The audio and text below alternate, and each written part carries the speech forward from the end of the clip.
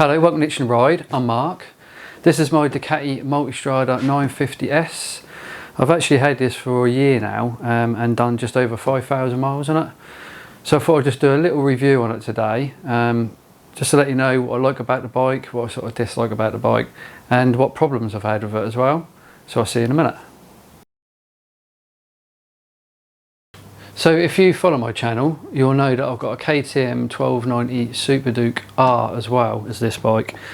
And what I'm doing, I'm actually trading this bike in and I'm buying the Multistrada V4S, and my KTM 1290R, I've already sold that, that's gone. So I'm just going to have the one bike now, and just have that. It's just going to be easier having one bike than two, plus the Multistrada V4, to be honest, that does everything I want it to do. So that's why I'm going to go for one of them.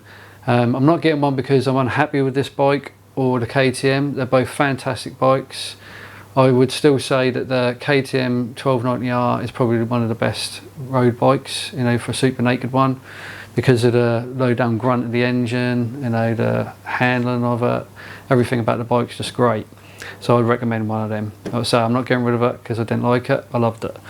The same as this, I'm not getting rid of this because I didn't like it, or is anything, you know, wrong with the bike as such, but I just want to change really, and then it'd be nice just having a one bike instead of having two bikes to look after and service and stuff like that. And obviously the V4S is, you know, pretty an amazing bike, and I'm very lucky to be able to get one, but I need to sell both my bikes to be able to get one, you see. So that's what I'm doing.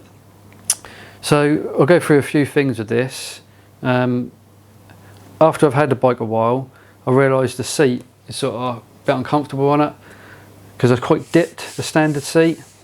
This is actually the standard seat on it, but I have bought the Ducati comfort seat for it, which actually improves the comfort quite a lot.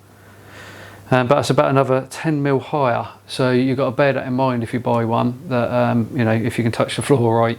I'm 5'10", and that worked out just all right for me. I could just about sort of deal with it, but if you're less than 5'10", you'll probably have a problem, to be honest. But they are worth buying because they do make a big difference in the comfort. The comfort here on your legs, it's a little bit tight here because that's like a bit of a sporty position. The pegs are set back a little bit, but for my height I'm alright, that's okay. But I reckon if you're like 6 foot or so or more, that might be a little bit cramped for you, but for my height it's alright, it's okay. Everything else on it is really nice. The bars, you know, nice reach to the bars. I find it very comfortable. The dash on this is a very nice dash. That's all colour, that's got everything on it you need. It looks pretty quality, you know, the whole bike's pretty quality really, you know, in the dash, the Ducati. Very happy with the quality. Another nice thing on here is the heated grips. You've got like a nice little switch here on the bars where you just turn the heated grips on, and then you just press it again for like medium and then hot, and then again to turn it off.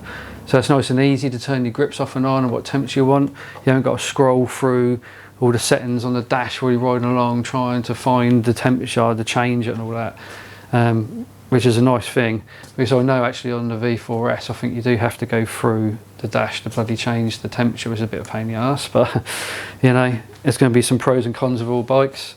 So for the things that I don't like about the bike is the front brakes. It's not that they're no good, they're good brakes, but they just ain't got much of a bite. So you haven't got that instant bite when you're on the brakes. So you could change the pads on it, and I think that will improve it quite a bit, but I just never sort of got around to doing it really. And you do sort of get used to it anyway, how the brakes are over time, but they're not the sharpest brakes, but the brakes work, they're okay, you know. So for problems that I've had with the bike, the only problem I've had is the front brakes, because they judder a bit. Only when the last sort of few feet, when you're on the brakes, you've got a little bit of off on, off on. I did have it before actually on my brand new KTM 1290 GT I had, and I had the same brakes on it, you know, the Brembo discs, and I had the same problem with that. I just took it in under warranty, they put new discs on, and I sorted it out. This is still under warranty. This model comes with 4 years warranty, so when I trade it in, they're just going to sort the brakes out on it then, so I haven't got to worry about that, and I'll just pick up my new bike, which will be pretty handy. I have fitted a Termagoni end can on this. It looks really nice actually. I think this is the only one that suits the bike. All the others just don't look right on it, so that's why I went for this. It isn't really any louder than the standard exhaust because it is a road legal exhaust. You can't remove the baffles or anything out of it, but it does give you a little bit better sound, but that's about it. I didn't want to decat it all, you know, because that could have been like really loud, and I didn't want that for touring. But I have actually, for my V4S, I've just ordered a full Akrapovic exhaust system for it, so that should sound pretty awesome. But it has actually got like a silencer box underneath, so it isn't going to be too loud, so it should be okay for touring on that. We'll see, but I reckon that's going to be alright. So for the engine in this is only a 950 V-twin engine in here. So before I bought this, I was very worried and sort of thinking, has it got enough power? You know, because I'm getting used to bikes with a lot more power.